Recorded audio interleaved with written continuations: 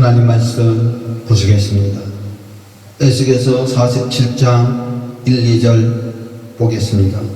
그가 나를 데리고 전문에 이르시니 전에 전면에 동을 하였는데 그 문지방 밑에서 물이 나와서 동으로 흐르다가 전 우편체란 남편으로 흘러내리더라. 그가 또 나를 데리고 북문으로 나가서 바깥길로 말미암아 꺾여 동양한 바깥문에 이르시기로 본즉 물이 그 우편에서 스미어 나오더라. 아멘.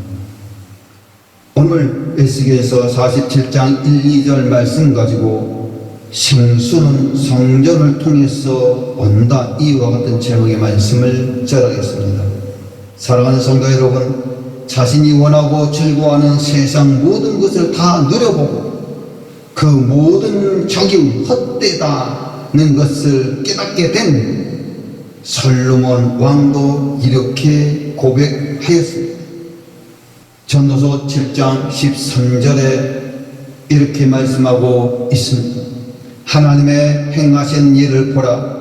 하나님의 굳게 하신 것을 누가 능히 굳게 하겠느냐. 아멘. 여호와 하나님이 굳게 하신 것을 어느 누구도 굳게 할 수 없습니다. 다시 말해 이미 여호와 하나님께서 이 세상은 우리에게 만족을 줄 수 없다고 정해 놓으셨기 때문에 세상에 어떤 것도 우리에게 생수를 공급해 줄 수 없다는 것입니다. 그럼에도 불구하고 솔로몬이 그랬고 수가성 여인이 그랬듯이 어리석은 사람은 세상에서 혹시 만족이 있을까 하면서 세상에서 생수를 얻고자 헛된 수고를 하였습니다. 여호와 하나님은 이런 자들을 가리켜 물을 저축하지 못할 타진 웅덩이를 스스로 판자라고 말씀하셨습니다. 에레미야 2장 13절 이렇게 말씀하고 있습니다. 내 백성이 두 가지 악을 행하였나니 곧 생수의 근원되는 나를 버린 것과 스스로 웅덩이를 판 것인데 그것은 물을 저축하지 못할 타진 웅덩이니라. 아멘. 사랑하는 성도 여러분, 저 여러분, 지금 여러분의 신앙 상태는 어떠하십니까? 즐겁고 기쁜 마음으로 신앙생활을 하고 있습니까? 아니면 구원의 기쁨과 첫사랑을 잃어버린 신앙생활이 싫어지고 짜증이 났습니까? 만약 후자 쪽이라면 그것은 여호와 하나님이 주시는 생수를 공급받지 못해 우리의 영혼이 메말라 있기 때문이라는 사실을 깨달으시기 바랍니다. 우리는 빨리 생수의 근원 대신 여호와 하나님께 나가야 합니다. 그리할 때 여호와 하나님은 우리의 그 갈급한 심령에 영원히 목마르지 아니하는 생수를 공급하여 주십니다. 여호와 하나님께서 우리에게 세상이 줄 수 없는 만족과 기쁨과 편안을 누리게 하십니다. 우리의 신앙을 다시 회복시켜 주십니다. 그런데 여호와 하나님은 아무 곳에서나 생수를 공급해 주시지는 않습니다. 오직 한 곳을 통해서만이 우리에게 생수를 공급해 주십니다. 그곳은 어디입니까? 오직 여호와 하나님의 성전을 통해서만 생수를 공급하십니다. 에스겔서 47장 1, 2절 이렇게 말씀하고 있습니다. 그가 나를 데리고 전문에 이르시니 전에 정면이 동을 향하였는데 그 문지방 밑에서 물이 나와서 동으로 흐르다가 전 우편 제단 남편으로 흘러내리더라. 그가 또 나를 데리고 북문으로 나가서 바깥길로 말미암아 꺾여 동양한 바깥문에 이르시기로 본즉 물이 그 우편에서 스미어 나오더라. 아멘. 여호와 하나님은 성전 문지방 밑에서 물이 흘러나온다고 말씀합니다. 여기서 물은 여호와 하나님께서 주시는 영원히 목마르지 아니하는 생수를 말씀합니다. 즉 여호와 하나님은 생성전을 통해 생수를 공급하여 주신다는 것입니다.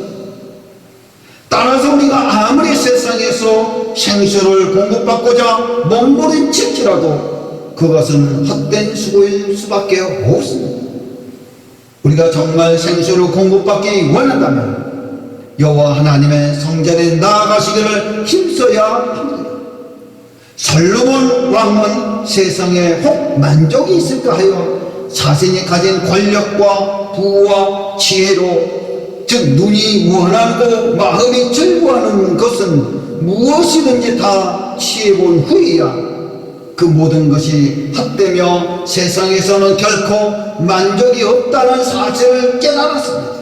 그러나 다윗은 세상에서 절대 생수를 공급받을 수 없고 오직 성전에서만이 여호와 하나님으로부터 생수를 공급받을 수 있다는 사실을 너무나도 잘 알고 있었습니다.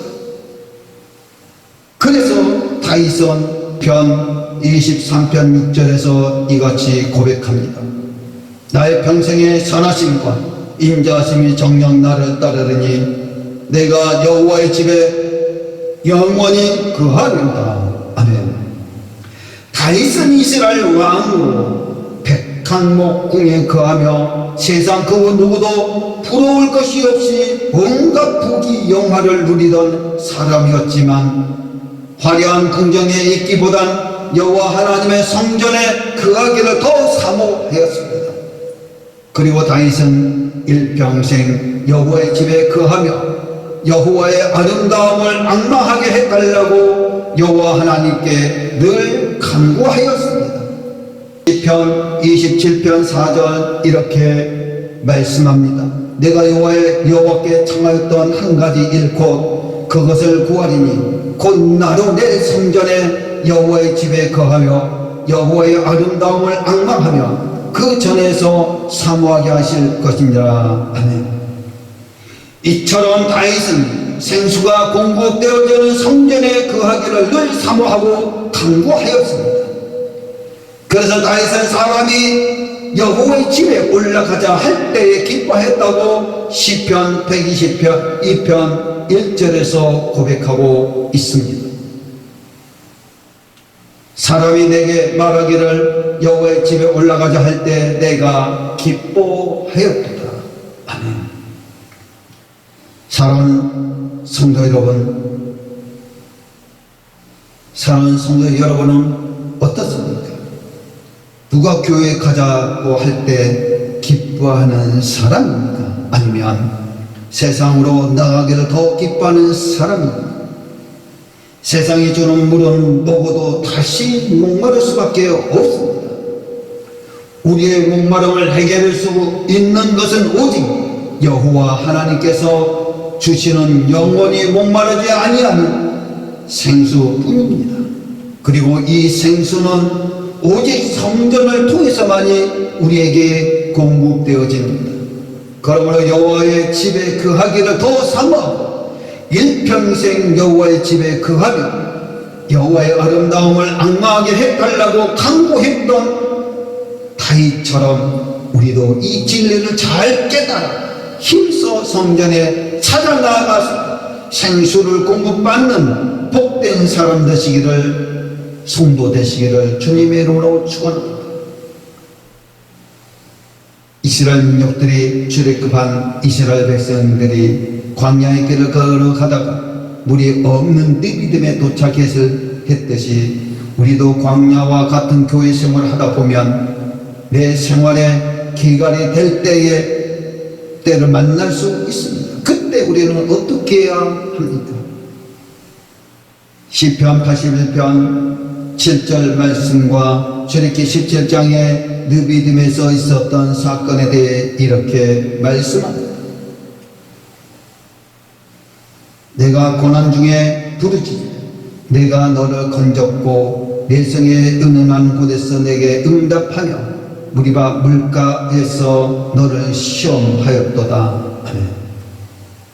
여호와 하나님이 무리바 물가에서 이스라엘 백성을 시험하셨다고 말씀합니다. 즉 그들을 무리 없는 느비딤으로 인도하여 어려움 속에서도 그들이 여호와 하나님을 믿고 여호와 하나님께 나오는지 아니면 여호와 하나님을 원망하는지 시험하셨다는 것입니다.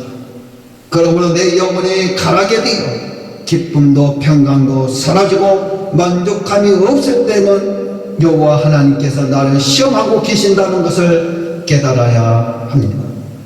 그리하여 모세를 원망했던 이스라엘 백성처럼 목회자를 원망하거나 여호와 하나님을 원망하지 마시기를 바랍니다. 우리는 헛되고 헛되어 결코 우리에게 생수를 줄 수 없는 세상을 찾지 마시기를 바랍니다. 오직 생수의 근원 되신 여호와 하나님께 나가시기를 바랍니다. 다시 말해 내 속에 생수가 메말라 영혼이 가라게 되었을 때는 이전보다 더 열심히 성전을 찾아 나가야 한다는 것입니다. 왜냐하면 생수의 근원 되신 여호와 하나님께서 성전을 통해서 우리에게 생수를 공급해 주시기 때문입니다. 그러므로 다윗처럼 날마다 성전에 오르기를 즐거워하는 저와 여러분 되기를 바랍니다. 우리는 성전에서 생수를 충만히 공급받으시기를 바랍니다. 그래서 우리는 늘 주 안에서 기쁨과 편안과 만족을 누리는 성전에서 모여서 기도하고 말씀 듣고 찬양 우리 모두가 되시기를 주님의 이름으로 간절히 축원하옵나이다.